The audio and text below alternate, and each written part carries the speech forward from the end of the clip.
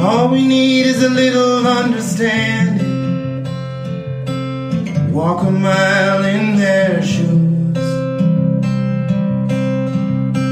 And if we keep our hearts open-minded, we'll enjoy this wild ride called life. And if we keep our hearts open-minded, we'll enjoy this wild ride called life.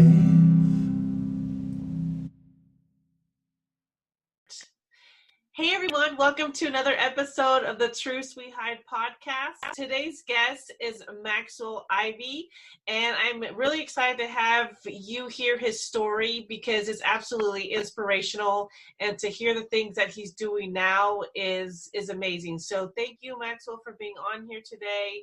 Please tell us about your background and how you came to where you are now. Well, thank you. I appreciate you having me on the show. And I am a totally blind gentleman from Houston, Texas. I grew up in a family of carnival owners, hoping to someday be involved in the business and run my own carnival. I was lucky enough to work alongside my dad for over 15 years before his death caused the closure of our small show. After that, I realized I needed to have something else to do, so I started helping other people sell surplus rides, something I had to do for my own family, especially when we no longer had a need for our carnival rides. And so I figured I knew something about that, so I started an online website called the Midway Marketplace. Unfortunately, I didn't have the first clue about how difficult it was to have an online business or what all I would need to learn to do. So I had to learn how to hand code HTML because I obviously couldn't use a visual editor. Then I had to figure out a way to get clients, set fees, manage media, and start a blog, do social media, and so much more. And as I was working to promote that business, people online started noticing, and they said, Max, you're really inspiring. We want you to share more of your stories so people can also be encouraged to take on difficult challenges and to overcome their circumstances. So I started the blindblogger.net, where I share the more personal experiences of being an entrepreneur who happens to be blind. And since then, I have written 3 books. I'm working on a 4th. I have traveled cross-country solo. I've shared my story publicly at conferences. I've been on well over 200 podcasts. I now help other creative entrepreneurs gain exposure by connecting them with hosts like yourself. And I host a little podcast called What's Your Excuse? And a lot of this I've done from trial and error, from making a lot of mistakes. A lot of it I've done by asking for help and accepting help when offered from friends and family and online acquaintances. And a lot of it has happened because in my earlier life, I learned how to find a positive, even if sometimes you have to look really, really hard to find it. That's really amazing that you just said that, because I know that there are people out there who would not be as positive as you. So how did you keep that positivity? Is there anybody out there that inspired you to be that way, or did you just decide this is how I have to be, or it's just not going to work? Right. Well, I was lucky. I grew up in a family who owned a small business, and to all of your listeners out there who are running businesses of their own and raising children, or whose parents had a mom and pop business of some kind, a ranch, a farm, etc. You learn from an early age. You're never going to have all the resources you want. You're going to have to overcome your shortcomings and just find a way to get it done. And growing up in our family, where nobody really cares anything about you as long as you make opening on Thursday or Friday so they can buy a funnel cake and ride the Ferris wheel. So, you learn from an early age that feeling sorry for yourself isn't going to be tolerated, that there's solutions out there. You just have to stay positive and look for them and then embrace them no matter how bad they make you look as a result of having to implement those solutions. And, I've been accused of being crazy more than once. I've done things to get the carnival to the next town or to get my website online. I was like, man, I can't tell people these stories. And then I'm like, oh, I got to tell people these stories. So that helped. My family background, the the past successes I've had, because in addition to my high school and college, I also am one of the few blind Eagle Scouts. So a lot of great role models and lessons in there. And then over 15 years of dragging a small carnival around the state of Texas, you really just start to believe that anything is possible because you've done it before. And I think that's one of the real problems people have with being positive and staying positive is they remember their past experiences, but they focus on the past experiences where they fell down, where they made a mistake, where they had a failure or a disaster, instead of thinking back to the times where things were really good for them and they accomplished something, and playing those memories on the movie screen in their mind. And what's even better is if you can find some moments where something bad happened, but you were able to turn it around to your advantage and come away with a great experience or a great story from it. For example, when I was in the Scouts, we went on a fishing trip one weekend, and me and my friend Scott Pate and the two sighted volunteers, we lost an entire boat. It had to be dragged in from the lake, and the guy lost over $1,000 worth of fishing tackle that day. But he decided to take us over to the bank to a pier, teach us how to cast, and he had us convinced we were going to catch something. We never did. But when that day was over, the next time I went fishing, I was like, yeah, we got this. We know what to do. Wow. Well, that's amazing. It's just heartwarming to hear your positivity through everything that you've gone through, and the fact that you want to help other people as well. I think it really takes, a strong person to be able to do that. So when you started to be a motivational speaker, how did that feel for you to be out there and to get your story? There's not a lot of people have a hard time knowing where to start, and no one's going to listen to me, or why me? Why are they going to listen to me? So how did you feel when you started to do that? This is a great question, because it reminds me that as a speaker, I'm really lucky, because my first speaking engagement was at an event called DreamCon in Philadelphia in 2017. I didn't ask for that particular opportunity, but I had done a podcast interview with Joe Pardo, the host of the Dreamers podcast, who hosted the conference 6 months or so before.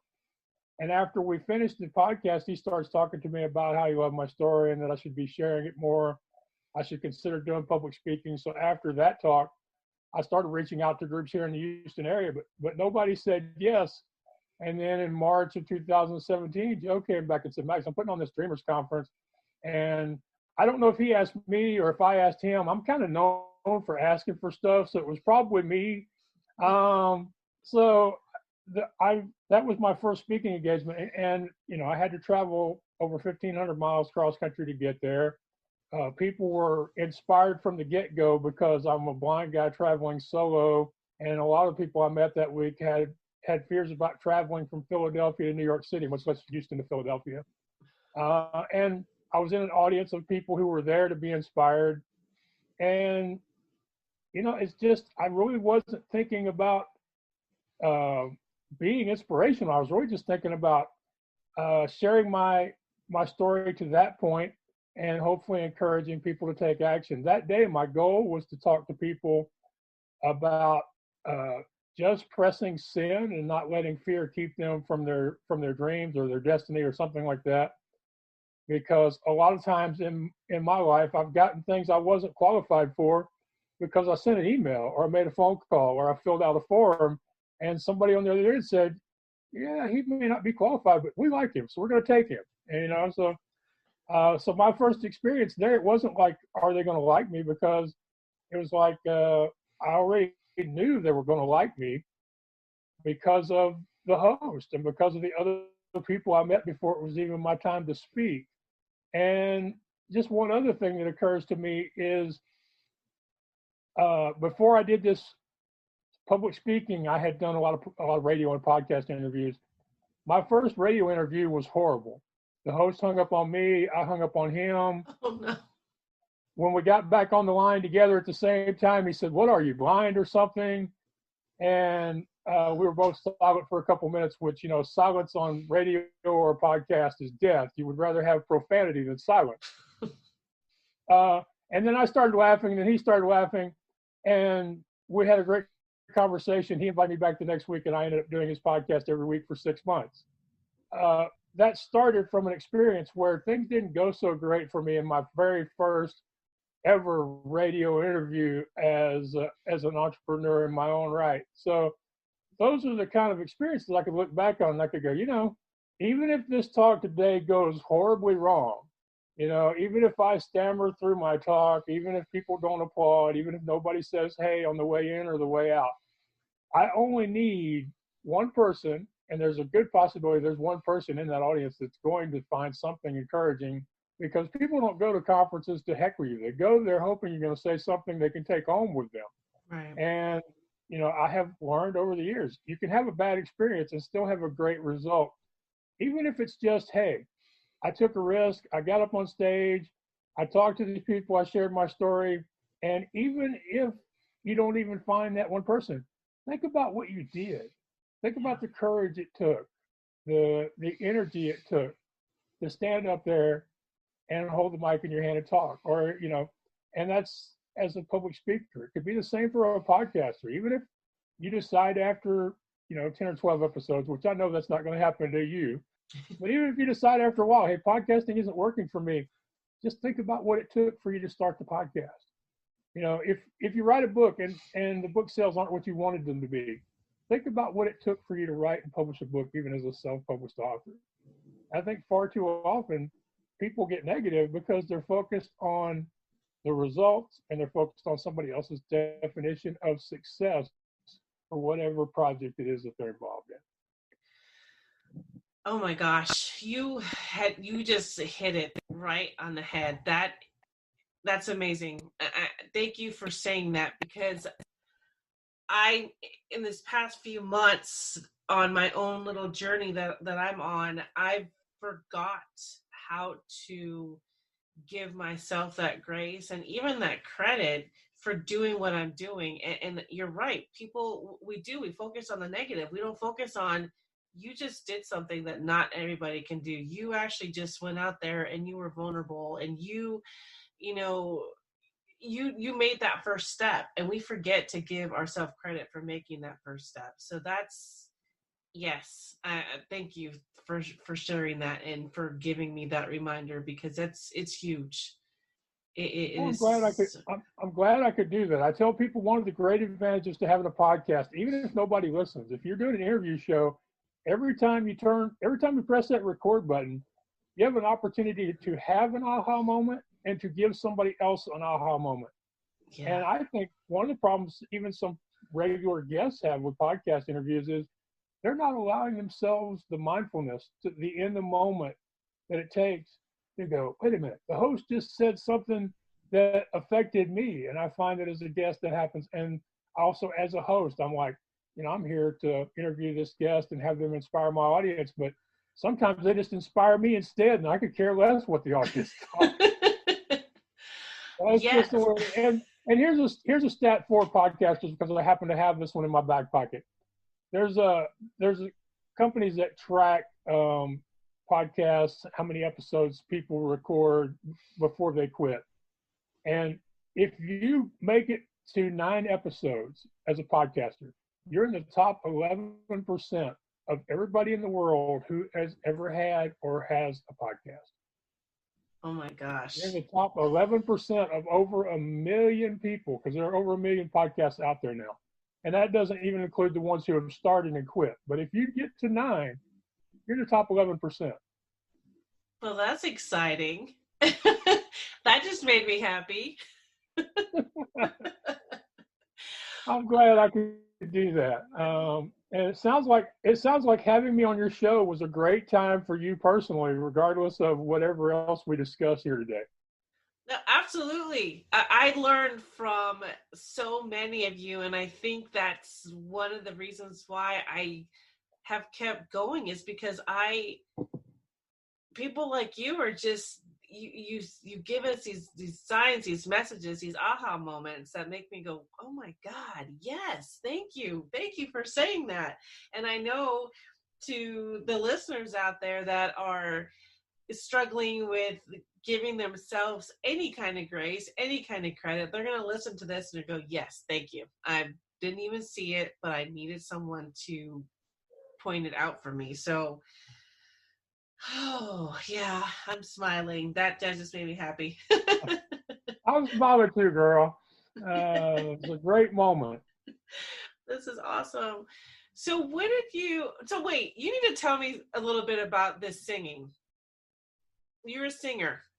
Well, I am, yes, and I'm working really hard on accepting the fact that I'm better than I think I am, because people keep telling me I'm really good, and I keep telling them they're wrong, but I sing anyway. It really is one of those things I do it's a regular way that I can face my fears and live my message. Because in junior high school, as my voice was changing, as my vision was changing, people made fun of my singing.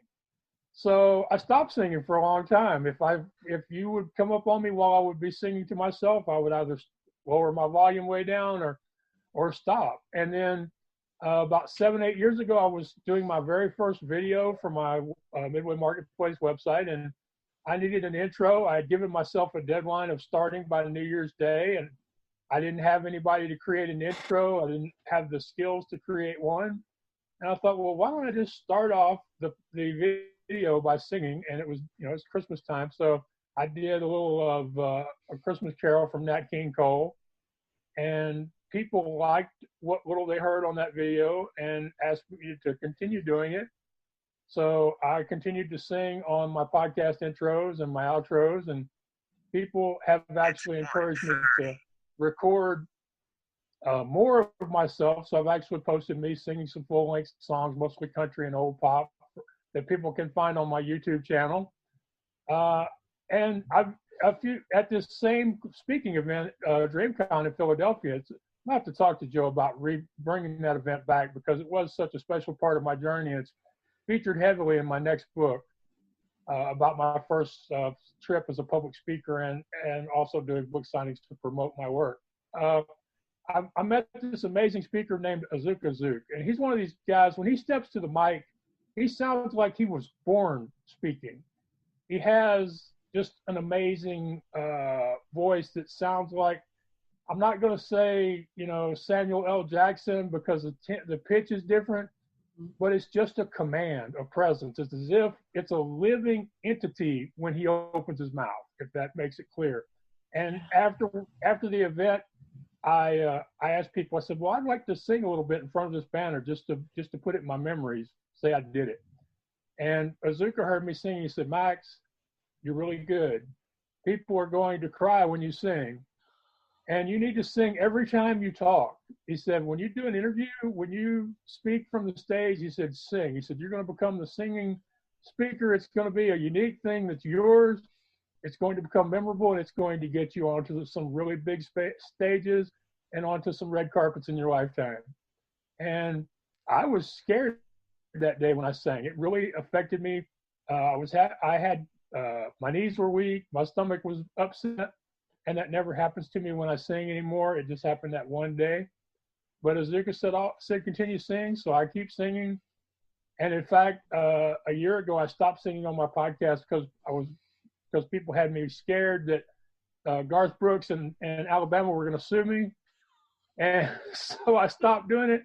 And then past guests showed up and said, Max, you singing was one of the best things about being on your podcast. Please don't stop. So now I sing on the intro and the outro of my podcast, and pretty much whenever I record a video for myself.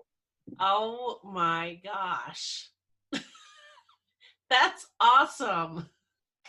Yeah. So I continue to do it because it scares me, because once upon a time it crippled me. And I feel like, as long, it's one of those things I can do on a regular basis to encourage other people. Hey, we all have something that is gotten into our heads and we feel like we can never get past it. Well, this is one of those things. I just continue to keep getting past it. I love that. So so this totally is absolutely a motivational podcast today because you have really instilled in me to keep getting outside my comfort zone, keep thinking outside the box, keep going after things even if I'm scared. And I think that reaffirms why I did this podcast, because I had no idea what I was going to do. I was like, I want to do a podcast. I want to share people's stories, but I don't know how long it's going to be. And then you mentioned the stats, and I'm sitting here happy as heck because I've made it to episode 42, and I'm like, oh my gosh. And if it wasn't for people like you, this would have never happened. Like, I don't know. This is crazy. So thank you for and if you don't mind me asking, I want to transition into something I do because this has come up enough that I've actually come up with an answer. Yeah. Many people have asked me, Max, do you mind when people tell you that you're inspiring? And I tell them, no, I don't mind people saying it. But what I want to know is, what have I inspired them to do? Because inspiration without action is meaningless. So what are some of the things that Annette wants to do in her future, or one thing that maybe it scares the heck out of you or scares you a little bit that maybe we can help each other with here? I don't know. So one of the scariest things for me right now is my book. I just submitted it to a publisher, but I thought I was going to throw up. I sent the email, I submitted it, and I was like, oh my God, what did I just do? And it's to share my story, like parts of me that I finally discovered or uncovered that made me the person that I am today. And that was scary. That was so scary because I'm really digging deep and I'm sharing things that I never have shared with the world before. But you, just by listening to you share your own story and everything that you've done, I'm feeling better about it. Because I want to help people. I want to inspire people. I want to show them that, not to let your past paralyze you in ways where you can't move forward in your life. And so well, let's go all in then. Here's what I'm going to offer, and you can tell me to go to heck if you want to. I'm going to suggest this. You send me a copy of your book, or at least the first few chapters of it, and then we make a date for you to come on my podcast, and you can share some of the stories that are in this book, and you can start proving to the publisher that you sent this email to that they need to publish this book and get you out in the world. Okay. Are you ready to share some of these stories on a podcast? Or because if you're not ready, I don't want to cause any scars or nothing. I mean, but are you ready? No, I'm ready. I'm ready. It's on paper. It's out there. So I'm ready. Well, until it's published, it's really only out there in two places: in your mind and heart, and in the publisher's inbox. But exactly. But I mean, I would love to have you share some of these. I don't even know what the stories are yet, but I know that the What's Your Excuse show is all about storytelling, and the more vulnerable, the scarier, the more painful they were, as long as they lead to some form of positive effect by the end.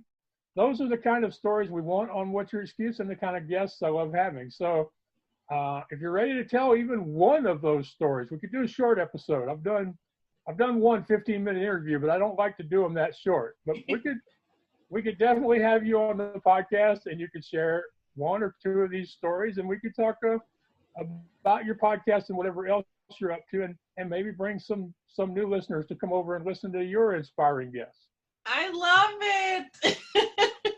Thank you. And, oh, by the way, this is what I do, y'all. I connect people. I introduce people. I send emails and make a lot of phone calls, and hopefully put people who have great stories together with people who help those who tell their stories by having them on podcasts and radio shows and book collaborations, all that great stuff. So it would be my pleasure to have you over on my show to get you to share some of these stories that you're teasing for the very first time, and just see what happens. I would be honored. I appreciate I'll send you my that. scheduling link. We'll get that done. Okay. And you can send me at least the first few chapters of your book. Okay. Done. Thank you. This is supposed to be about you, but thank you. No. I feel like one of the best ways I teach people about me is to let them see how I am, how I do things. And this is who I am whenever you meet me. If I got to know you at a conference, I would probably make the same offer I just did here. The only difference is that most person, face-to-face events, you only get a few minutes to talk to somebody. You don't get 30 minutes or an hour to talk to them and find out things like this. That's true. So I'm looking forward to, and I think more people need to take advantage of the connections we can make online as well as in person, and really try to go out of our way to help other people. I know that because of Corona, we see a lot of news stories about people making connections they never made before because they're isolated. I hope that the majority of that is authentic, and even more so that the majority of that will be long lasting. Yes. But I know how most people are. Most people, as soon as the crisis is over or decreased, it's going to affect, they're not going to stay that same, most of them are not going to stay the same way they are now, right, a year or two from now. Right. It's just like the old thing about a brand new car. You may park a brand new car at the edge of the parking lot at the grocery store the week one, but let me see somebody do that year three. Right. Mm-hmm. I hope I'm wrong. I really hope that all these people that are doing amazing things in their lives because Corona has freed them from going to work, I hope they continue. I hope that we have a renaissance of artists, sculptors, painters, speakers, singers, songwriters, filmmakers, all of that great stuff. I hope that that's the result of Corona, that this is a 500-year later second renaissance. Right. Less likely that it'll happen because eventually a lot of these people are going to go back to their regular jobs, because it's scary to say there's a job out there, they'll pay me so much a week to come back, or I can stay home and paint, right, or I can stay home and podcast. That's scary. I'm not going to diminish people and have them think that I'm disrespecting or hating on them, because even thankfully we really have a lot of opportunities online to make sincere, deep, personal connections. And more people need to do them. They need to take advantage of them. They need to help each other by forwarding those connections to other people, by making introductions that lead to opportunities. And one of the best ways to do that is what we're doing. And the reason for that is me and you, we both have an interest in learning about the other person. We're going to sit down and talk for an hour after sending who knows how many emails. When this is over with, if we're not friends, the odds are we were never going to be friends, because there's just something about me that you don't like, Never. But you sit down and talk to somebody, have a great conversation about life, about podcasting, writing, whatever. At the end of the hour, you really should be friends, or at least on the short road to becoming friends. Yes, definitely. No, you made some great points. You're right. This is a test. This whole pandemic, it's just a test to yourself, to others. It's just, hopefully we do come out of this stronger and closer, and not back to, I don't even know what normal is anymore, but not back to the way things were. Yeah, I've given up on normal. I'm a proponent of crazy and weird. I'm going for whatever comes next without thinking about what was last. But yeah, but I have an advantage. Yes, yeah. And of course, the visually impaired community and people with disabilities, we actually have an advantage with COVID, because many of us were living the Corona lifestyle before Corona got here. Yeah. Hey, if you think about it, if your listeners will think about it and put themselves in my place, or in the place of somebody in a wheelchair, or somebody with advanced age with a walker, there are just so many barriers to entry when it comes to leaving your house and taking up activities, whether it be a hobby, a sport, a profession, a career, whatever passion that may interest you. If you have any type of a disability, no matter how small it is, leaving the house becomes something you only do when you have to. And even before Corona, I could probably count, I do public speaking. So several times a year, I go wherever that happens to take me. Mm-hmm. But the rest of the time, I go to the grocery store, the doctor, and, maybe to the movies, very few places, because it's just a matter of getting from here to there.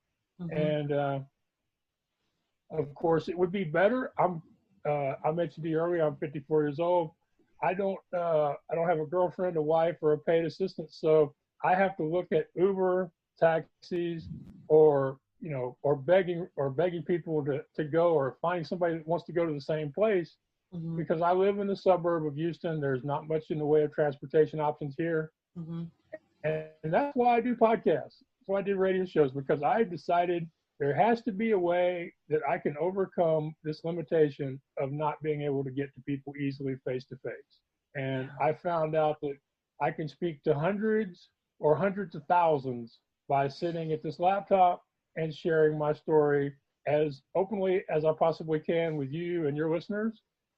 And sometimes I've been told that maybe I share too authentically and maybe I should hold some stuff back. And sometimes I've been told that, Max, you aren't really a on the point type of guest. And I'm sure you've seen those people, especially on the political shows, where no matter what the question is, they're going to steer you to the subject they want to talk about and the answers they want to give you. Well, that's not what you get when you book Max Ivey. I'm here to find out, I'm going to be in the moment, see where the conversation takes us. And if for some reason the conversation takes us to a subject that's not all about me, that's fine. I think I'm the same way now that you're talking about, now that you're saying how you are. I'm sitting here going, I wonder if I'm the same way. But, this is our authentic selves. So that's just what you're going to get. Well, think about it this way. We have all these great coaches who talk about mindfulness and being mindful and staying in the moment. We just do it naturally. Yep. You're so right. We're going to be friends. This is great. Well, I'm looking forward to it. I don't know when my next trip is going to be, but I'm already trying to line up people that will either host me or help me arrange events so that I can have a good time and maybe sell some books and maybe get some talks and have some adventures and some experiences for my next 2 or 3 books afterwards. So I'm glad that we are most likely going to be friends. And what's really going to be fun is to see who of our friends now become friends with the other person's friends. That's Yes. We're just going to have to host our own event. My daughter goes to school in Texas, about an hour from Houston. So, we're just going to have to host. Where does she go? Is she at College Station, or is she in San Marcos? No, she's at Sam Houston State in Huntsville. Well, that's not that far at all from here. That's actually less than, with traffic, she's probably about right. But I've about half of my relations here in the Houston, Texas area have gone to Sam Houston State, and while they've never managed to figure out a way to beat North Dakota State, we follow their football religiously. That's awesome. Well, we're just gonna have to meet in person next time I come down there, so we're gonna figure that part out. What's your daughter studying? Oh, criminology. Well, she's in a good place for it. I mean, that's like a drive from one of the largest prison systems outside of California. Yeah, she works at a prison. That's a whole other topic, but I mentioned it earlier. There's no shame in wanting to have regular income. There's nothing more regular in this country than working for the prison system. Oh my gosh, yes. Yeah, that's what she's doing down there. So, but she wants, she's going after her goals. She wants to be FBI, so we'll figure that out. Well, cool. When she's in the FBI, maybe she can help get me back in the country from wherever I happen to be at that time. We'll have to take this part out. I'm just kidding. Oh my gosh. Well, Max, now that I've distracted you and totally wrecked this train, is there something you want to ask me to possibly get me back on subject before we finish our conversation? Let's see. Okay, next book. Where can we find your current books? All right, my current books you can find on Amazon.com. My author's page is Maxwell Ivey. You can also find them on my website, theblindblogger.net. I encourage people, if you like an author, and well, if you want to support an author, it's always best if you can, if possible, to purchase the book or whatever directly from the author. Yes. So I have all of my books on my website in a platform called Selz, which is SELZ, and people could download the exact same book they would get from Amazon. And instead of Amazon keeping 30%, all I pay is the 5% to PayPal. So on the cost of a book, it puts another 25% of the sales price in my pocket. I love that. That's I do it. I recommend to other authors that they do it. Another thing I tell authors all the time is, if you're going to be an author, once your book is published, whether it's self-published or from a big publishing house or a small publishing house, order some print copies of your own book, carry them around with you in your purse, your briefcase, your messenger bag, whatever, for two reasons. One, when people hear that you are an author, and this will happen to you eventually, they're like, oh no, not another one of them people that thinks they're an author. So if you can show them an actual print book with your name on it and your picture in it, or at least, your bio in it, and actual, show them a physical copy, that totally changes the conversation. The second and less important thing is, if you have books on you when you talk to people and they find out you're an author, quite often you can sell them a copy of your book and help pay for your traveling expenses. That's a great idea. Those are really great points. And I did write this down because I love that you stated that purchase from the author if possible. Always try to, because there's a ridiculous amount of fees if you sell them somewhere else. So it helps out the author. Yeah. And it's even worse on audiobooks. You know that unless you have a traditional publishing house backing you, or unless you're famous, Audible will keep 75% of the sales on an audiobook. Oh my gosh. Yes, and Apple Music is the same way. Anybody that, all the major platforms, they're gonna do the same thing. They're gonna take 75% off the top, and it gets worse. They will tell you how much the audiobook sells for. Oh. So even if I've delivered great value and I think my book is worth $20, they're going to tell me what they think it's worth. And in fact, I'm self-published, so I'm paying these bills pretty much all by myself with the help of sales, with the help of client income, with the help of supporters of the mission. But I had to pay for my first book to get recorded into audio. It's 3 hours long. It's called Leading You Out of the Darkness into the Light, A Blind Man's Inspirational Guide to Success. It's roughly 82 pages in length in print. And I personally think there's a lot of value in this book. And I would price it at least $10, if not more than that. Amazon's opinion is it's worth $6.95. Excuse me, Audible. Oh, no. Yeah, they don't allow me to price it based on values. I price it based on whatever they think it's worth. Oh my goodness. Yes. So, I also have my audio file available on my website where they can download it directly. And unfortunately, I can't charge more for it on my website, but at least I can keep most of the money. That's good. Good. Because Audible and Amazon, these people, they all have these terms of service in their accounts that basically say that, I don't know if you could sell it if they prohibit you from selling it for more, but I know for a fact Amazon prohibits you from selling it for less, and I wouldn't be surprised if Audible would. And besides, if I was trying to sell it on my website for more than what they could buy it for at Audible, I doubt many people would buy it directly from me anyway. But these major publishing platforms, they all have restrictions on what you can price something for, minimums, maximums, how often you can change your pricing. I was encouraged to hear something in the news yesterday for people who have Etsy stores and people that are selling their own products online. Mm-hmm. Is Walmart has announced they are going to accept something like 10,000 Shopify members into the Walmart online family this year. and allow those people's products to be found and purchased through the Walmart platform, which will give those people a third place where their stuff could be found, but a place where they won't have to compete as much as say when they put their products out on Amazon.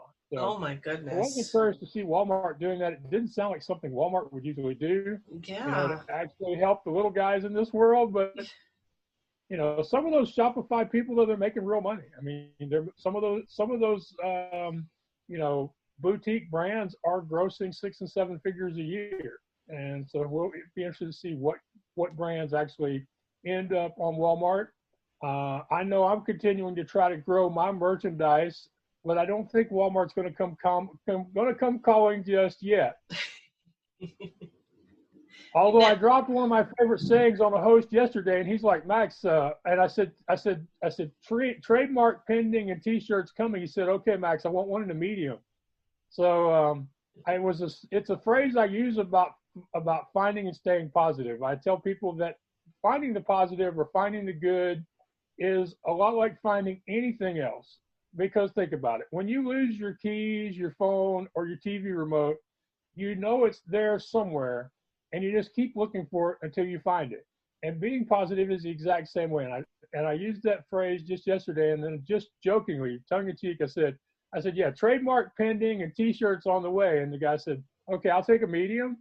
So I've got to get back with my graphic designer and go, okay, we need to get this one. We also need to get the if you don't ask, they can't say yes out there in the world where people can buy that, because those are both two very positive, encouraging sayings, and they're the kind of thing people need to be reminded of during their day. Yes, absolutely. Yep. Let me know when they're out, because I'm going to need one in a large.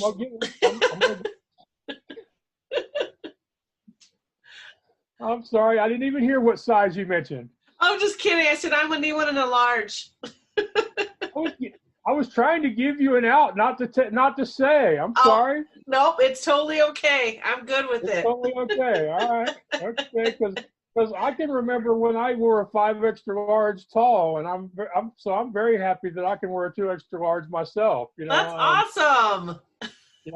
Yeah. So, but we will think about you, and I do have shirts for the What's Your Excuse, the blind blogger thing, and we're always working on adding new sayings and new artwork. We aren't working on it real hard, but we are working on it. And this is another thing. We've joked about the fact that neither one of us has stayed on script, and we're very mindful, and we just go wherever the thing takes us. But the fact that I've thrown these ideas out there, and Pete and you and another host have both responded to them so well, it's like split testing. It's like marketing research. I mean, that wasn't what I intended. It's just I thought, well, I'll mention them and see what people think. And so far, the response has been, Max, you need to get off your butt and do something about it. And this right here is a good reminder. Just because y'all know me as the no excuses guy, as the guy who says, if Max can do it, then what's your excuse? That doesn't mean there aren't things that I make excuses or don't make excuses about. I just twisted that sentence. I'm not exactly sure where I meant to end up anymore. Basically, there are things that I have made excuses about, or that I continue to make excuses about. For example, for over 2 years, my podcast was only available on YouTube and Facebook because the submission process for the audio was so difficult. It was draining my joy and discouraging me from interviewing new people, and discouraging me from uploading the ones I had already recorded. And I finally decided, Max, you enjoy talking to people. You enjoy having these conversations. Who says you have to have video? You have to have audio. Who says a podcast can't be just the video? Yeah. So I stopped doing the audio for 2 years and just posted to YouTube and Facebook, which means I've got over 50 interviews nobody's ever seen because my YouTube subscription is a joke. Last summer, I was invited to help present at a conference for visually impaired people in Wichita, Kansas, called Envisions. And I was asked there to teach soft skills, to teach shaving, tying a tie, elevator pitches, that sort of stuff. Well, after a week of being around the young blind people who have dreams like aerospace, aerodynamics, culinary arts, electrical engineering, and they're actually doing projects and learning about these fields while I'm there with them. I came back home and was like, Max, you do realize that not doing your podcast and audio is an excuse you've been making, and you need to do something about it. So I started reaching out to friends. Somebody finally explained to me that Blubbery or Blueberry, however you pronounce their name, is very user accessible for blind users. And so I went through the process, got it all set up with no troubles. I did have one little issue I wasn't sure about, so I reached out to the people at Blueberry, and their top tech guy, Todd, got a hold of me on the phone and spent an hour with me making sure that it would work.